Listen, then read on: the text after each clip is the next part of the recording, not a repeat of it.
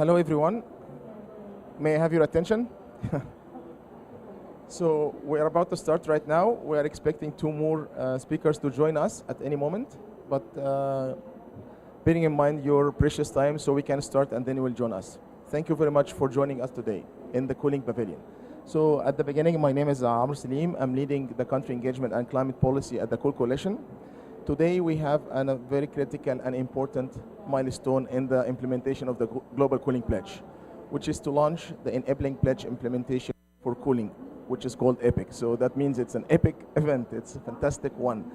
And here we are joined by really a high-level people, and including Adalberto Malouf. He's our co-chair of the Global Cooling Pledge. He's the Vice Minister of the Ministry of Environment. At the beginning, before I give the floor to Adalberto to deliver his welcome remarks, let me remind you that I would like to express my appreciation to the government of Italy for being really a great and a strong support of the pledge implementation from the beginning. This is has been started through the G70 Presidency in Torino when they mentioned the sustainable cooling in their communique on, and until now they are always continuing to support with the launch of EPIC Deploy. When we talk about deploy here, deploy means that we need to do projects. No further just talks, no further dialogue. And this is, I think, resonates very much with the COP30 presidency. Brazil, as a host organization for our COP this year, has been talking nothing but just to act, just to take action on the ground. And this is, I think, aligns very much with our theme of today, is to implement and this. So for the UNEP Coalition, the partnership means a great deal. The collaboration means a lot for us. And with the Italy continued leadership and support and trust in the work, it's essential for us. EPIC Deploy represents exactly this kind of collaboration. And with that, it's my pleasure to really welcome Adalberto Malouf, and please join me warmly to welcome him to deliver his welcome remarks. Adalberto, the floor is yours.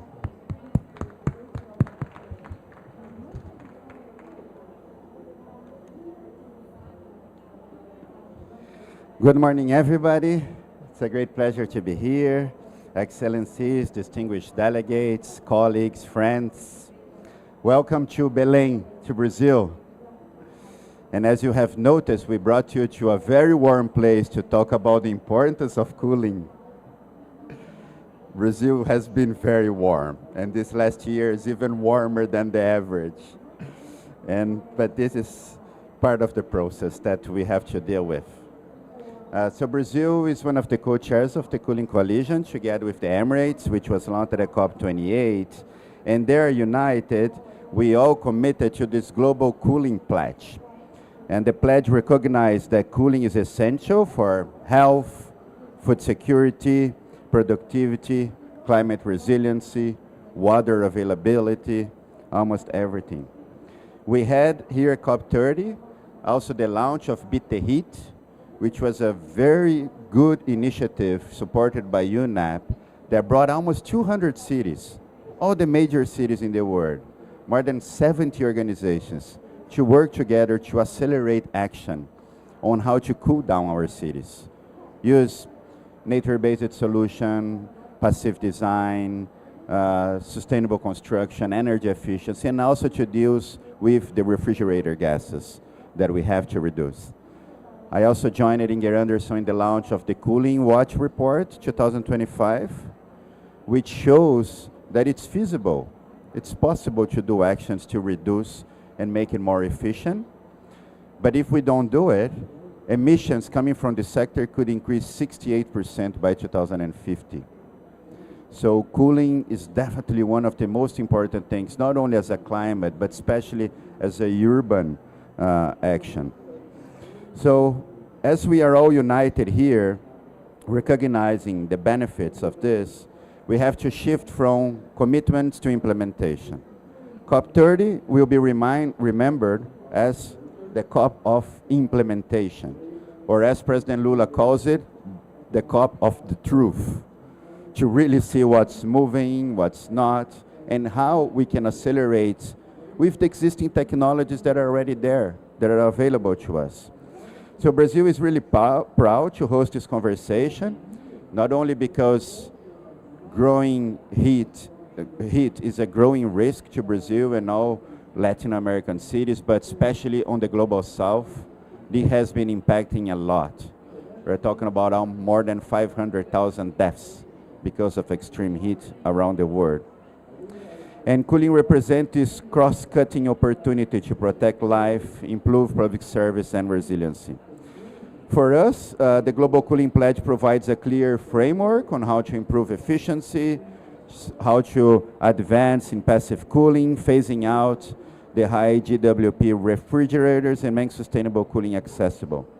So now, with the importance of the launching of the EPIC, the enabling implementation of the cooling initiative, we can advance together to these next steps to get the deployment of technology, to find the financial solutions, the policy enforcements that are significant and very important for us. This is why EPIC deployment is essential. It connects the national priorities, it connects the market-ready technologies, allowing countries to pilot and to scale up technologies in the sectors where it's the greatest. And by linking government, technical institutions, and the private sector, we believe EPIC can transform markets, mobilize finance, and demonstrate how sustainable cooling will deliver both mitigation and adaptation. For Brazil, this initiative resonates strongly with our national priorities. We are working to integrate sustainable and efficiency cooling in a broader energy transition, to strengthen the heat resilience in our cities. We just approved our national climate plan, 7 sectoral plans on mitigation, including the one in energy.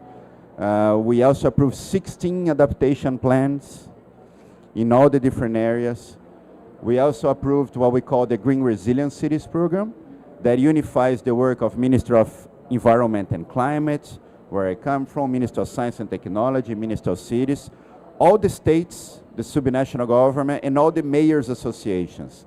And together, we are working on a plan that, we approved a plan which will have 45 actions that we all created together. And we changed our climate fund that will now have 20 billion reais to finance cities to do solutions both at adaptation and mitigation. So we think that going up together, we have to choose and work in some specific sectors which have the most impact.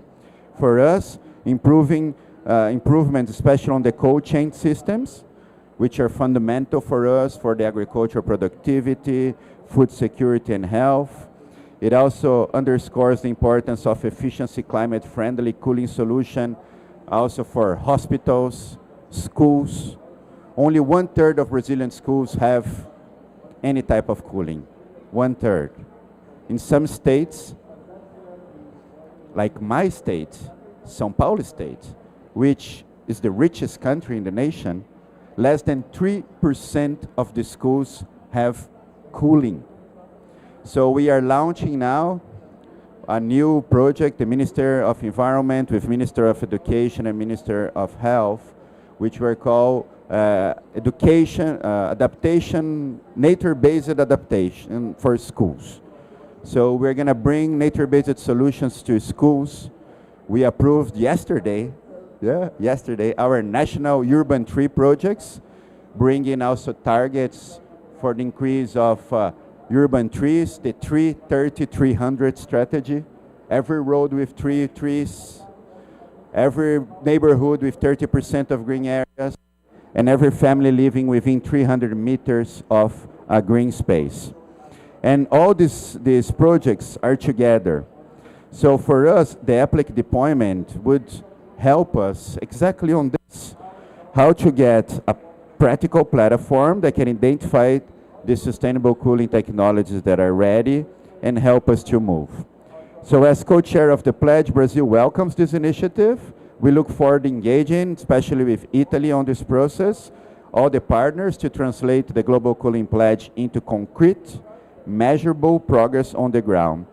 And I encourage all of you today to identify where collaboration can advance the most among our institutions so that we can quickly understand where these technologies could be tested, scale up, and deliver early benefits for people and communities. Together, we can make the Global Cooling Pledge a model of collective climate action to turn cooling into a rising challenge, into a shared solution for resiliency and sustainable development. Thank you.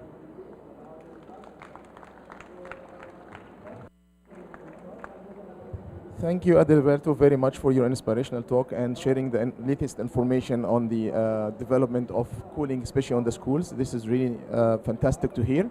Before we just hand over to our distinguished presenter today, Mario, I would like also to introduce our Chief of Mitigation Branch, Hong Pang Lee, who's going to take it forward with you today to also introduce Mario and conduct our panel today. So the floor is yours, Hong Pang. Thank you. My apologies, I was late. I was in another event outside the blue zone. There was a march of traffic, security check, etc. Yes, thank you. And I guess we are moving to our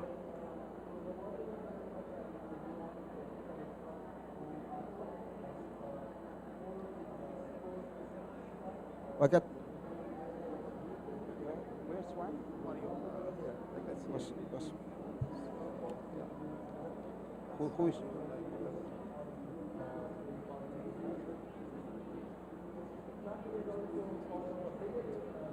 So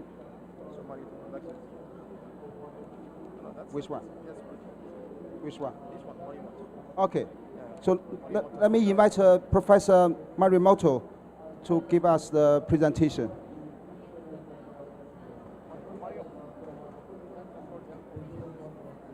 Sorry. Thank you very much.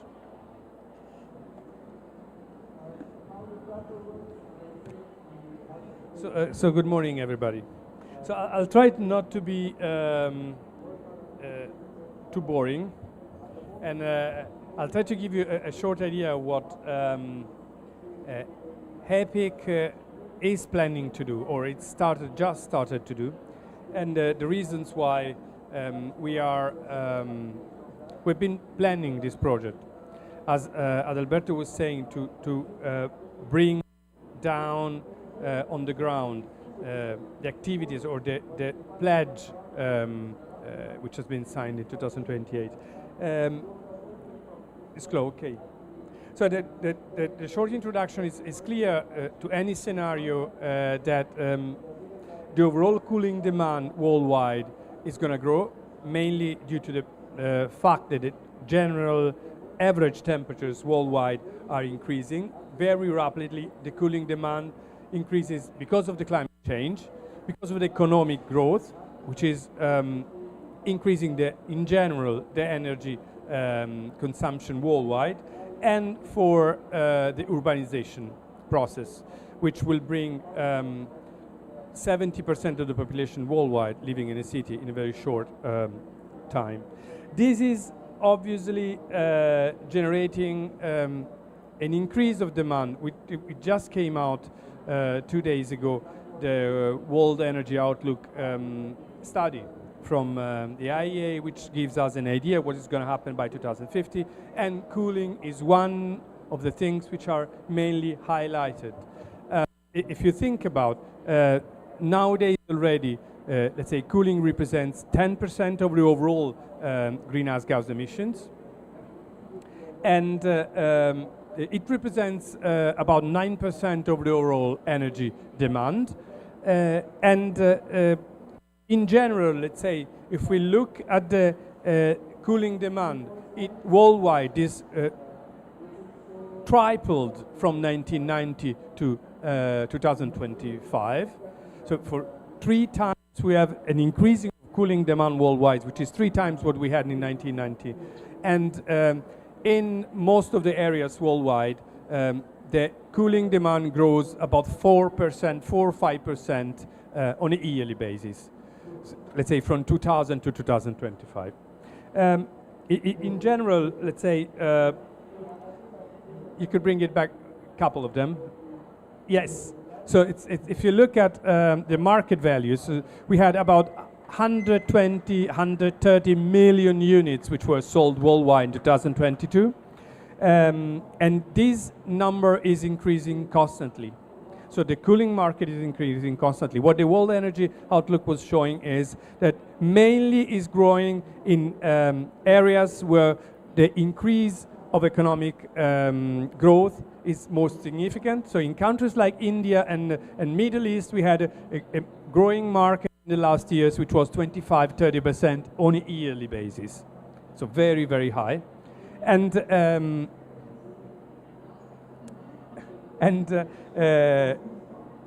let's say in the overall, about 80% of the overall increase on electricity demand from now to 2030 is going to be in areas with, let's say, a weak economy, which has got a significant growth in the next 5 years. It's 80% of electricity demand is mainly due to cooling.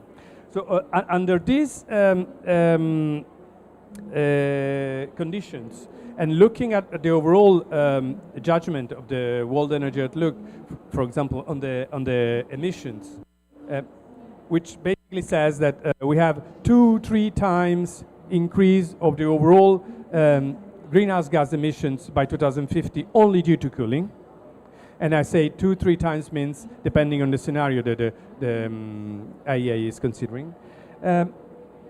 Without an intervention, a very strong action which brings on all the markets the most efficient technologies and then helps to reduce the use of refrigerants which are harming the climate change. So with a lower GWP and reducing the electricity demand, we will grow towards, we will find ourselves in a situation where the growth of the greenhouse gas emissions due to cooling will be completely undesirable, as Alberto was saying. So in this, let's say, overall situation, in 2028, at the COP28, actually not in 2028, the Cool Coalition driven, the platform driven by UNEP, brought the Global Cooling Pledge, which, as Alberto was saying, it has been signed by 70 countries and is having the aim to raise the ambition in the international cooperation in reducing of 58% the greenhouse gas emissions for cooling by 2050, increase the penetration of sustainable cooling for all, and increasing the global average of the efficiency of the machines that we are selling of 50%. Let's say this is, let's say, the background situation where EPIC has been conceived. EPIC it's a word that it's an adjective that if you use it for Western Europeans means something connected with a very ancient Greek philosophy and history. So, I mean, what is coming from, what is the base of the Western culture. But in this case, it's just an acronym. It's the enabling pledge implementing for cooling. So it's a tool. It's one of the tools, but it's a tool conceived by UNEP and the Ministry of the Environment and Energy Security of the Italian government for the implementation of what in the pledge has been said as a target. The mission is to help the countries to turn the global commitments into action, and let's say the initiative has the idea to bring to concrete actions and tangible on-the-ground implementations what in the pledge is written. How HEPIC is considering to do that, let's say it's a project which has been just conceived, and it's a small one by now, but has the idea to support countries in developing policy, finance, and technology pathways for sustainable cooling. Practically, this is basically means that together with our stakeholders, we are going to make a selection of the potential countries which could be the target of our action, identify them, and deciding to act on 3 main sectors, which are by now the focus of the EPIC action. So when we speak about cooling, we speak about basically air conditioning of tertiary sector and residential, mainly tertiary sector. And in this case, EPIC will focus on the tertiary sector, not any tertiary sector, but specifically on the parts of the tertiary sector where we think we could have the highest impact. As Adalberto was saying earlier, the hospitals and schools are part of the tertiary sector where the main need would be there. And the other part, let's say, which is not air conditioning, but is normally technically called refrigeration, which means basically producing cold for, in this case, for the food and beverage industrial sector. In this case, we focused on the logistics transport part of the food and cold chain for harbors. So these are, let's say, the 3 main areas where EPIC is going to concentrate its action. And thanks, Chloe. Let's say that you see that whether the EPIC aim is to attract innovative and scalable initiatives. How do we do it? It's the work plan is pretty set and foresees that by July 2026, a selection of a multi-country cooling assessment work is going to be finished, and this is going to be worked out on 10 countries. From these 10 countries in July, a small number of countries, probably half of them, will be selected for assessing, for having call for proposals, which will be open to all the stakeholders of the country in the sectors, so for hospitals, schools, and harbors, food cold chains, and then let's say the process will see that the call results will give us by December, most probably 2026, a select projects which were proved already to be ready to be implemented, and the implementation phase will start for all of them by Q1 2027. So this is the aim.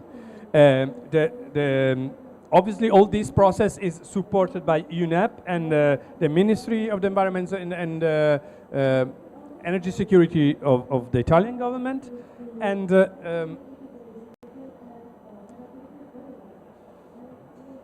let's say for what the multi-country assessment concerns, let's say in this first phase, we will have a review of the applicable sustainable cooling solutions, so a technology assessment on the different 3 priority sectors. Obviously, for each priority sector, we will have different typology of technologies which will be used, or that will be, let's say, the most interesting to be applied.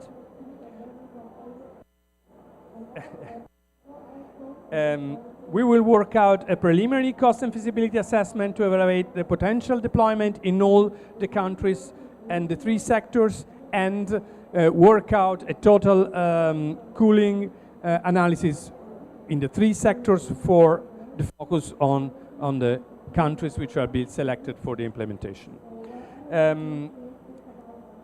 Let's say the multi-country cooling assessment is started already, and we worked it out a first group of 10 countries. Let's say there is Brazil, and as you heard from Adalberto, there is a very strong connection between what Adalberto was saying and what are the aims of EPIC. And there is a group of countries which basically are covering the Central Africa area, which basically are Ethiopia, Ghana, Ivory, and Kenya, 2 MENA countries, so which are Morocco and Tunisia, and 2 Far Eastern countries, which are Cambodia and Vietnam. The selection will be on this 10, and as I was saying, 5 of them will be selected and will be target for the focus areas, for the focus studies. So concluding, not trying to be too boring, it's clear that, let's say, the cooling demand related and the related emissions will grow significantly. And as I was saying, they will be, as a whole, very, very much appreciated. Thank you very much. They will be between 2 and 3 times what we have today for cooling. Specifically in emerging economies, they will boom. So let's say it's not going to be that overall the cooling demand will grow. Specifically, it will grow more on emerging economies, countries. Let's say, and this is bringing us 2 or 3 times of the emissions that we have today. The address that the Global Cooling Pledge with the 7 governments which signed the pledge gives is to have basically more sustainable and efficient cooling and affordable cooling for everybody. And this EPIC is trying to do a first step towards the implementation of that. So UNEP and the Ministry of the Environment and Energy Security did a step towards in that direction. And this will bring us the identification of 5 countries for the selected pilots projects, focus studies on the cooling sector for tertiary and arbor food cold chain in these 5 countries, and then the implementation of pilot projects starting by Q1 2027. Let's say that together we can make cooling cleaner, smarter, and more equitable for all. Thank you very much.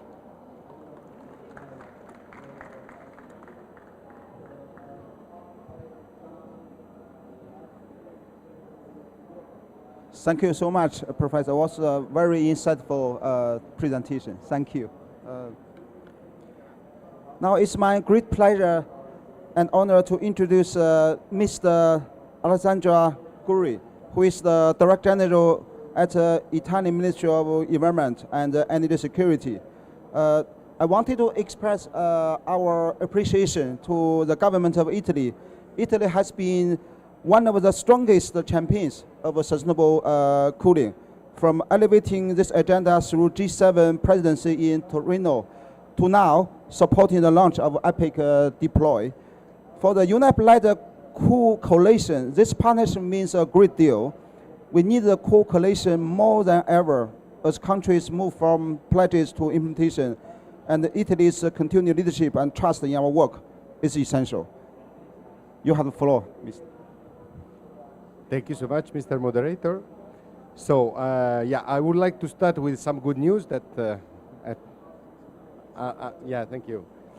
As you know, we are here in Belém for the COP of implementation, but then a COP also for relaunching the role of multilateralism and to have a stock take of the actual effectiveness of the Paris Agreement.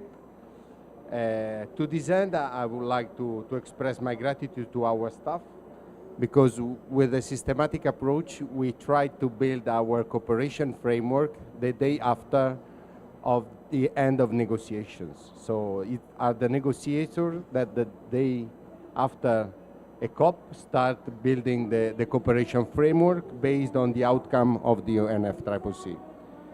And we do so through the multilateralism agencies such as UNEP. We have many of this framework built with UNEP. I would like to mention 3 then on the digital demand electricity. That is quite a remarkable success and recognized at the international level. But also, again, with UNEP this year, we will launch the network-based solution innovation accelerator. Okay, we should be better focused on the name in the future, but because are always difficult to say. But the concept and the rationale for me are good. So today we are here for EPIC, working on cooling. Cooling was mentioned by Professor Motta, how is relevant both in share of emission, but also in relevance for supporting the wealth of communities and the safety of life also in some time. Good news, Italy moved from a climate finance report of around 0.8, 0.9 billion a year to 3 and World Bank in particular. So Italy is committed, we have proof of that. We would like to improve even further. And an event here in Belém, I think, is not meant to whether Italy is good or not, but try to call for support of others. So we present our rationale, our tools that was built together with UNEP, and we would like to know your opinion. If positive, calling you for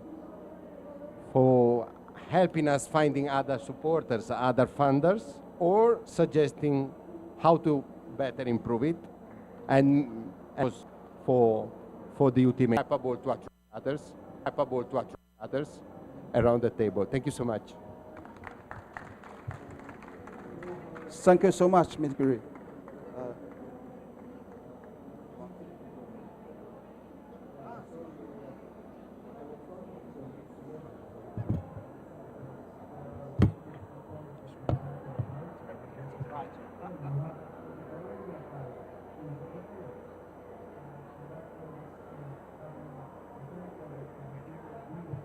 Thank you so much for this fantastic partnership collaboration. We really appreciate all your support. So now let's move to our high-level dialogue on partnering for pledge implementation, cooling solution for country action. Across several regions, rising temperatures, rapid urban growth, and increasing cooling needs are creating urgent demand for sustainable technologies. The global cooling sector is projected to grow significantly, with demand in developing economies expected to rise from around $300 billion today to at least $600 billion per year by 2050. The fastest growth is expected in Africa, where the market could expand sixfold to $105 billion by 2050. So EPIC Deploy aims to match country priorities with proven, transformative, market-ready technologies, piloting this in real-world conditions to generate evidence for policy, investment, and market transformation. The initiative focuses on high-impact sectors where sustainable cooling can deliver immediate social and economic benefits, particularly in the third sector, including schools, hospitals, and in cold chains linked to ports and logistics. The initiative requires close coordination between governments, industry, and the development partners, ensuring solutions respond to country needs and can be scaled. Today's discussion for energy management from Tunisia. Welcome. I was actually in Tunisia earlier this year, so before I joined the UNEP. Thank you. I will have to visit your country again. Next, let me invite Simrat Tarafi, the leader of Environmental and Climate Change Policy, Strategy and Planning Division from Ethiopia.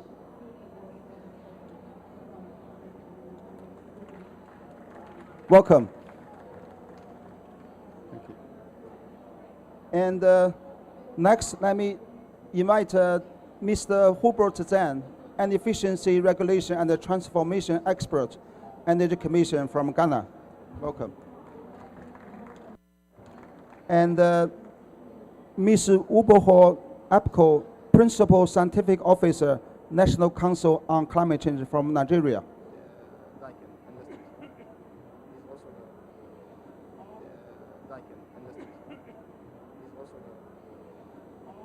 Sorry. I'm so sorry. No problem. I know you. Yeah, just come us. Yes, please. Please introduce.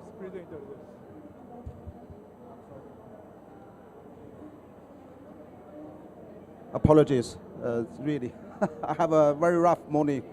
Wake up from 6, departing from the ship. You know, many of you know where the ship is. I ran to another event. I'll be late for this one. So, welcome Mr. Katsuyuki Sawa, the Senior Executive Officer, Docking Industry. You're supposed to be giving an open speech now. I welcome you to join our panel. Apologies. Here is a very high humidity. Then cooling is necessary, right? This is very honor to be here today. Thank you very much. I'd like to make two kind of stories. One is the sustainable cooling, how to make a clear contribution to the sustainable cooling. The second story is especially for solution for the hospital. I can make a good two story, right? Okay? Okay? Yeah. As a global manufacturer of air conditioners and heat pumps, we consider reducing greenhouse gas emission and providing sustainable cooling as our essential responsibilities. We are Daikin. We have the global business over 170 countries. Also, we have over 100 factories in the world. Not only Japan, but also the overseas, the business is a lot. Our net zero pathway focuses on 3 pillars.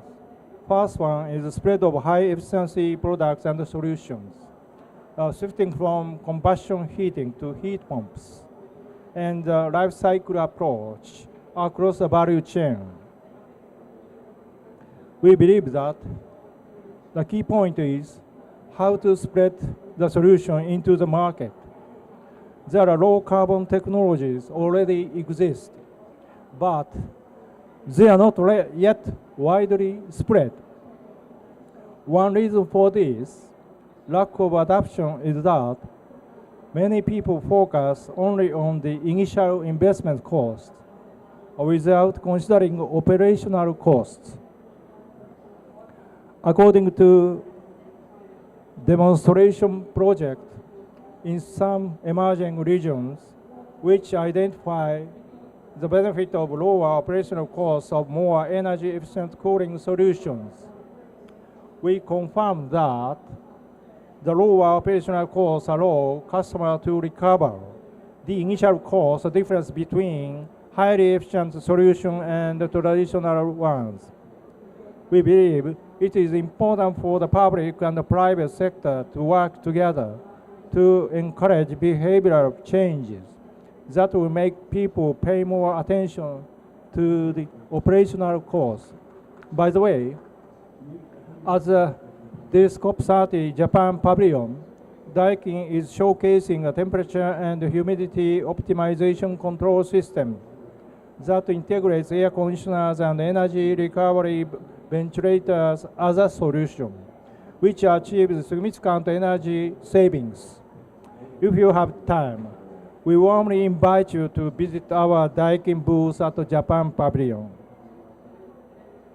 My next story is a solution for focus, especially hospitals.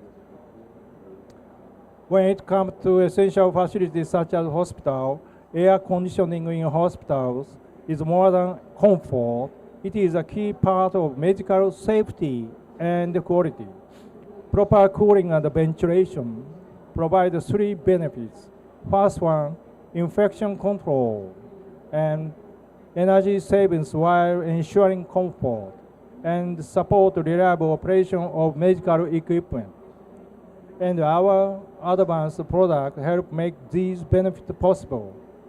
Clean air reduces infection risk. HEPA filter, you know the HEPA. It's a high efficiency particulate air filter provide ultra clean air for surgeries and ICUs. Control of negative and positive pressure is also important. The negative pressure in isolation rooms keeps contaminated air inside, while positive pressure in operating rooms blocks outside germs from entering. Normal ventilation can increase cooling load, leading to energy consumption increase. However, our energy recovery ventilators can save energy by reducing the indoor heat. Comfortable air helps doctors and nurses stay focused on their work and helps patient recovery. Systems that allow room-by-room control are ideal for meeting various needs while saving energy. Our products such as VRF, it's a variable refrigerant flow commercial equipment. This commercial air conditioner delivers precise temperature control for different zones and achieve excellent energy efficiency. As an example, our VRF system is installed at the Aga Khan Hospital located in Kenya that provides advanced medical care. Advanced medical devices need precise control, precise temperature control. So continuous stable air conditioners are essential for safe treatment. To meet such needs, our remote monitoring and maintenance service will ensure 24/7 operation with minimal downtime. By working together, we can scale sustainable cooling solutions.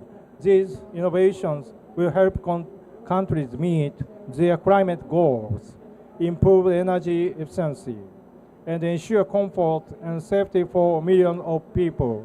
Thank you very much. Thank you, Ms. Sawa. It's very inspiring examples. Thank you very much. Now let me introduce the Director General, Mr. Bakari, to speak on Tunisia.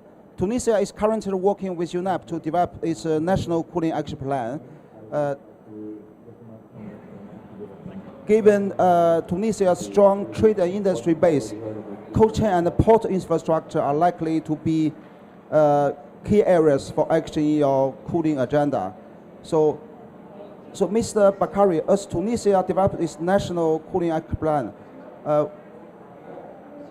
what do you see the top priorities? And will there be a focus on cold chain and port infrastructure? And what kind of partnership or support would Tunisia need from initiatives like EPIC deploy to achieve these goals? Thank you very much. Thank you, Mr. Chairman. Good morning, everybody. Tunisia, as many countries in the world, is facing today a rising of cooling demand because of warming. Some climate projection, as you see this morning in the presentation, shows that it were more cooling degrees days because of summer getting more hotter. In Tunisia, for example, the air conditioning in summer, it consumes more than 60% of the all over energy demand. It's so huge. For Tunisia to deal with this situation, Tunisia has implemented several key reforms, including first, the progressive introduction of mandatory energy labeling since 2004 for refrigerators, and in 2009 for air conditioners, along with increasing stringent performance classes. Second, adoption of MEPS, minimum energy performance standards, for air conditioners and refrigerators, both of them. Third, strengthening national testing capacity through the updating of the laboratory in the technical, mechanical, and electricity center, and digitalization of the labeling system etiquette platform for air conditioner. Fourth, launch of the target program, new programs such as PeepCool. We have presented it 2 days ago. The new project, PromoClean, or promo air conditioner for residential to pass from the class 3 air conditioner to class 1 with a subsidy from Tunisian Transition Fund. Also, there is another project we started with the African Development Bank. It is district cooling at the sanitary hill of Beb Sadoun, and initiative related to sustainable public procurement. Tunisia is currently working with UNEP to develop its NCAP, National Cooling Action Plan. Cold chain systems and port-related cooling are among important areas for Tunisia's planned NCAP, given their relevance for trade, food systems, and economic activities. The cold chain market is expanding rapidly, particularly across food and pharmaceutical sectors, with rising demand for refrigerated warehousing, transport, and monitoring systems. Ports such as those at Sfax City and at Tunis City can become regional models for low-emission logistics by adopting efficient equipment, renewable powered cold storage, and proper refrigerant management. To develop a sustainable cooling technology in cold chains and ports, Tunisia will need sustainable technologies such as solar power cold chain system, strong serving and maintenance capacity to ensure technology are reliable over time, and clear efficiency standards and procurement guidance. These elements can help Tunisia prepare for a larger scale deployment since the NCAP is finalized. Through Italy's support for EPIC deploy, Tunisia can test sustainable cooling technologies for cold chains and port facilities, building evidence to inform its NCAP and attract investors. Collaboration with industry and financial partners will be essential to develop viable business models, support technology transfer, and expand implementation across sectors. This will contribute certainly to the goals of the global cooling pledge and Tunisia's energy efficiency agenda. Thank you very much. Thank you so much, Mr. Bakri. That's very, very insightful. Let's move to Ethiopia. Ethiopia cold chain market is rapidly expanding, estimated at $240 million in 2023, and projected to grow to nearly $900 million by 2033. At the same time, post-harvest losses for perishable crops commonly reach 30 to 50%, representing more than $1.2 billion in food loss each year. These gaps highlight a strong need for reliable, efficient cooling technologies across agriculture, health systems, logistics, and export value. So Ms. Semrat Tarafi, given SOP's rapidly growing cold chain market and the significant post-harvest losses affecting food and export value chains, what are the country's priority needs for expanding sustainable cooling technologies? How can partnerships with industry can help and support Ethiopia deploy efficient and affordable technologies that strengthen food security, health systems, and economic competitiveness? Thank you. Thank you very much for having me today for this very important session, and congratulations to UNEP and Italy for launching this important initiative. So actually, I was expecting this room was really cold because of the UNEP, the cooling coalition system. But unfortunately, I think we need to. That's why we need a partnership, right? So let me just dive to our intervention, like my intervention regarding the questions. Yeah, it's really we have actually. If you, I don't know if you just have heard about launching of our NDC 3 this year.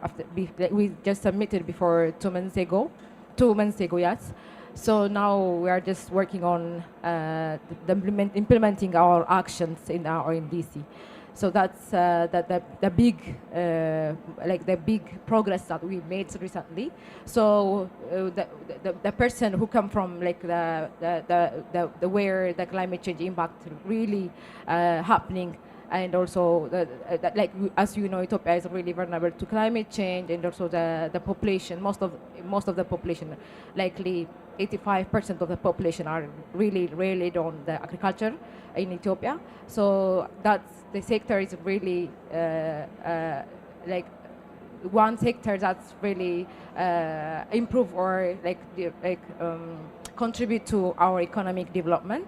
So as we can see, we just producing different really indigenous crops in Ethiopia, you know, teff. Teff is really indigenous in Ethiopia because of the seasonal variation, climate change, because of like we have also indigenous fruits in our country, which is really important for food security achievement and food security improvement. But because of this, because of seasonal variation, because of unknown rainfall variation and seasonal variation, these fruits or this kind of vegetable, we can't even, you know, put them in. We can't even, you know, put them in the shelf for extending time because of lack of infrastructure, because of lack of investments. It's not only the climate change is not only impacting us, or lacking of the infrastructure, or also enabling what we call it enabling technology is very challenging for our community, for farmers, because there are high risky area for heat, or there's a vulnerable area for heat. And also farmers like producing their vegetable, their crops, like waiting for rains, and also it's the fruits are like really seasonal, and we can't maintain the fruits for one season because we don't have that kind of infrastructure, we don't have that kind of innovation. That really helping us. This new initiative, really help us for the community. Really important for our community, which are really depending on their livelihood on you know, the farming systems. So I think, yeah, that's really important. We have a lot of initiatives. We also identify different like various interventions in our NDC. We're just following sectoral approach to implement our mitigation and adaptation interventions. For example, we have agriculture. In agriculture sector, we have a lot of interventions, and also we compromise, or we just include cooling like sectors which needs to be considered a cooling coalition system. So that's our progress to consider this kind of sectors in the NDC, in our NAPs, and also in our like different interventions. So that sectors like considering this kind of intervention will help us to invest on that specific sectors and also specific cooling cooling infrastructures.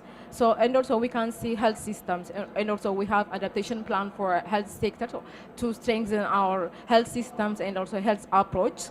But also, as you know, as a country who is like we have unstable power facilities in our country, it's really challenging to maintain some kind of health facilities and also kind of health products for extending time. That's really challenging. So at the same time, in transport sectors, there are a lot of sectors which are already, they prioritize their intervention, or we just already put it in our NDC, or identified such kind of interventions in our NDC. But when we come to implementation, it's really challenging because of lacking of infrastructure, because of lacking of this kind of innovation system and cooling system for specific to sectors. That's really, I think this kind of initiative will really helpful for us and to create partnerships. So I really appreciate this kind of initiative, launching this kind of initiative, and we are really welcoming to looking forward to working with partnership to implement our actions in our NDC and also in our labs. Thanks so much. Thank you so much, Ms. Tariff. I actually had a chance to visit some projects in Ethiopia with the solar-powered system to drive the cooling fridge, etc. Really create a lot of value for the local community. Yes, I really appreciate all your insights. So now let's move to Ghana. Ghana's national cooling plan highlights the importance of improving cold chain infrastructure, especially in transport refrigeration, to prevent food and medicine losses in distribution process. So, Mr. Zhang, what are the needs and the priorities for Ghana in implementing its NCAPIs? And in developing sustainable cold chains, how can partnerships with industry can help Ghana achieve the targets laid out in your national cooling plan? Okay, so thank you very much. And since I'm taking the floor for the first time, I would like to thank His Excellency Adalberto and the government of Brazil for this opportunity, and also the government of Italy, His Excellency Alexandro, UNEP, of course, for this opportunity. And listening to my co-panelists, I think the issues are the same, and that is the more reason why all of us are signatory to the pledge, the Global Cooling Pledge. And so Ghana did not hesitate in COP28 when the opportunity came for us to sign on to the pledge. The issue is now about implementation. And so I'm very glad that now we are at a stage where EPIC has come, where we are looking at enabling the implementation of the pledge. In our case, we have the National Cooling Action Plan. And just like Tunisia mentioned, we also started standards and labeling as way back as 2005, just that the two appliances interchange. Whilst they started with air conditioners, refrigerators, we started with air conditioners, and then also caught up later on with refrigerators. But the trend has changed. Technology keeps on changing. And so what it means is that the cooling degrees, the bin hours have all changed, and that is why we have to also amend our regulations. So we now have standards and labeling, we have increased our minimum performance standards, and we have used the seasonal calculation to be able to cater for the variation in temperatures. Now, when you look at what EPIC is seeking to achieve, hospitals, tertiary, transport, these are very key for Ghana. And these are areas that we have shown so much interest in our National Cooling Action Plan. And we have also made sure that in our NDCs, we are capturing cooling. Now, let me take it one by one. In the case of hospitals, you realize that in Africa, a lot of vaccines need to be transported to rural areas. Now, there is a high challenge of losing the efficacy of these vaccines because we don't have storage devices. And these vaccines need such cooling devices to be able to do that.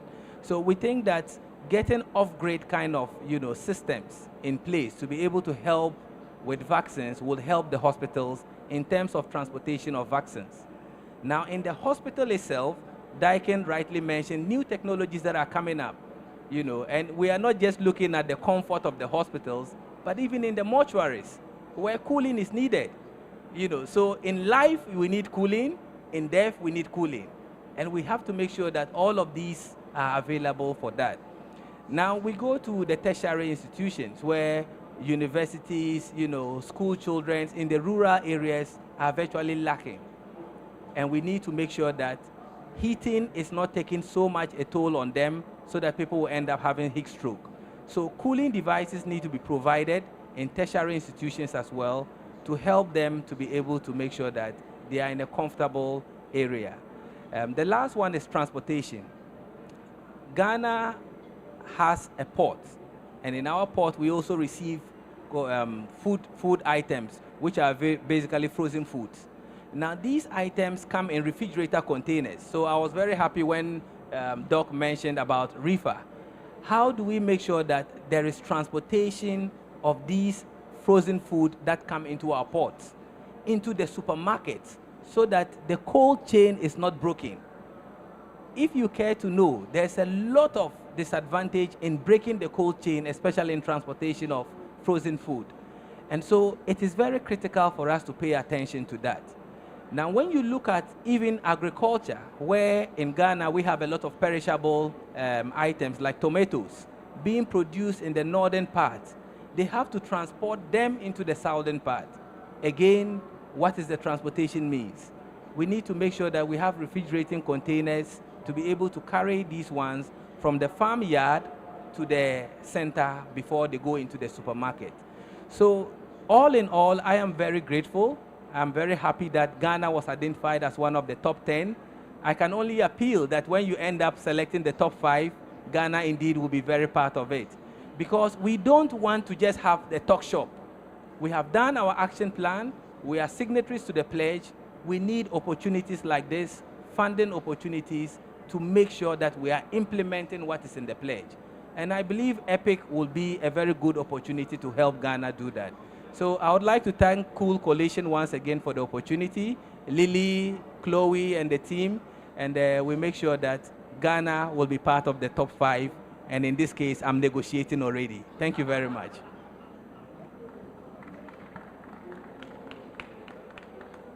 Thank you so much, Mr. Zan. That was super clear. I'm totally with you. And with all the action plans, roadmap, we can't put that on the shelf. We need to make things happen. And this is exactly what we are doing. We are, really engaging our key founders, industry leaders, I mean, as you just rightly said, the technology is being evolving, the cost has been dropping. That's where we really can not only address the challenges you mentioned in hospitals, in the food chain, but also to create jobs, to really bring the value to the local community. That's in my way, like we call green growth. I think green growth is the right approach to address many challenges we are facing, including climate change. Thank you so much, Mr. Zhang. The last, obviously not the least, let's move to Nigeria. So Nigeria's national cooling action plan sets ambitious targets, balancing mitigation and adaptation through strict efficiency standard and appliance policies, expected to cut emission by nearly 38% over 30 years. So my question to Mrs. Apco, what are the needs and the priorities for Nigeria to implement the national cooling action plan? And how can you foresee the EPIC deploy to support Nigeria on the implementation, and overall to really support Nigeria to advance the global cooling pledge implementation? Please. Thank you so much for that question. So before I respond to your questions, I want to say a big thank you to UNEP-led coalition and to the COP28 Presidency, because it was from UAE that this cooling, the GCP was launched. And if the COP28 Presidency didn't have a buy-in, if we didn't have the buy-in of the COP28 Presidency, we wouldn't have been here. And I also want to thank the Brazil Vice Minister of Environment for his very strong, push. Like he has shown a great leadership in ensuring that the EPIC deploy is being launched. And also, I extend my gratitude to the Italian government for this, for the support. So I go straight to the questions. For Nigeria, we already have a very good regulatory mechanisms, from our policies to frameworks, which supports the deployment of this initiative already. But the question is the implementation. The barrier is the implementation, all right? So straight to to go straight to the question and just be very direct, because there is no time, I would say that Nigeria's national cooling plan identifies urgent need for efficient technologies, especially for cold chains. Nigeria's NCAP, which sets a very ambitious goals for expanding access to efficient, affordable, and resilient cooling. Before now, our national cooling action plan was more focused on the mitigation aspects, the phasing down of the F gases. But later, when we deep dived into the cooling, we saw that we had the MIPS still in the NCAPs. The MIPS were captured. That's the minimum energy performance standard. And also we had a section in our NCAPs which talked about women-led organizations, all right, empowering them as technicians, bringing in the women-led organizations to also be trained on the conversion of these F gases to green gases. And also, the most of all, the very central challenge that is being identified is the cold chain sector, where a significant shortfall exists with fewer than 1,000 refrigerated trucks, as Ghana had mentioned, being available versus an estimated 25,000 needed to move perishable goods. In Nigeria, we have this is the bottleneck that we face in transportation, like logistics, in transporting these perishable goods from the farm. Because if you know Nigeria is as big as Brazil, the landmass. So when you go to the distance between the rural areas where the farmers are to where you maybe if we wish to really export to the port, or from the market to the from the farms to the market, is quite a distance. So with the help of this, with the help of Italy, with the support of Italy on this EPIC deploy, it will help us. It will help to bridge this gap. So then we move to beyond these cold chains. We have cooling provides essential services such as the healthcare, education facilities, and also requires a more reliable and efficient cooling technologies to protect people and maintain service delivery during rising heat. Like Daikin, thank God Daikin is here, and Daikin is one of our leading partners. So with the up-to-date technologies that Daikin is providing, so we believe that this can be incorporated into our health, pharmaceutical products, and schools for the children. Like I have said earlier, during the first time that UNEP Coalition reached out to Nigeria, and then they talked, they needed our needs assessment. They were carrying out a needs assessment for the country. This was also one of the things that we brought forward, and we talked about the northern part, the northern region of the country, where pupils are facing a lot of extreme heat, all right, which have really caused a lot of heat strokes and also advance or accelerate meningitis. I don't know if you know about meningitis. It's a kind of disease that can cause stiffness of the neck, but it's not heat that causes it, but it accelerates or exacerbates that. So we move to, for Nigeria, all right, we need improved access, like from the question now, we need improved access to efficient cooling technologies, strong maintenance and repair network, and a trained workforce. Already, the National Ozone Office have been championing this in the country, where a lot of technicians, I wouldn't say a lot, I would say just few, but it needs to be strengthened. It needs to be a country-wide approach, because for now, it's just few technicians have been reached out by the National Ozone Office in this training of technicians. So, so by the training of this,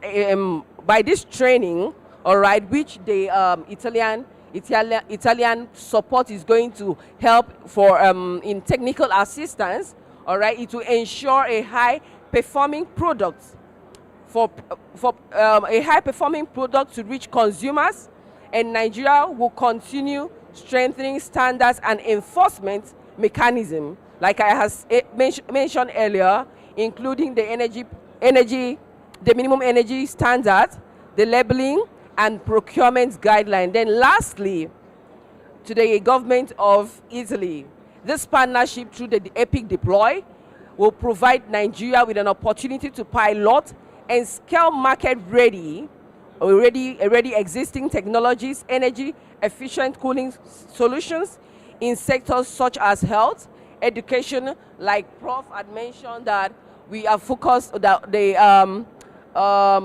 solution or the deployment of this when it has to do Italy is focusing on the tertiary and the port.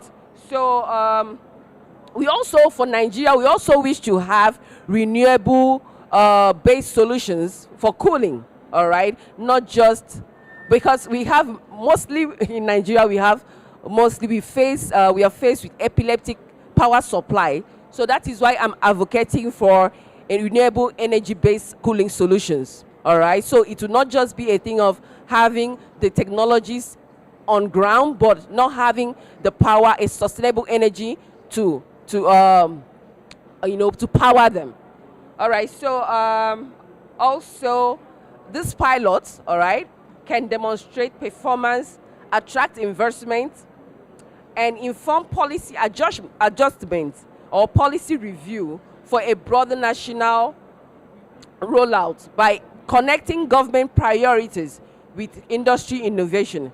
EPIC Deploy can help Nigeria translate its national cooling action plan into measurable action, strengthen institutional coordination, and advance the objective of the global cooling pledge. Thank you so much. Thank you.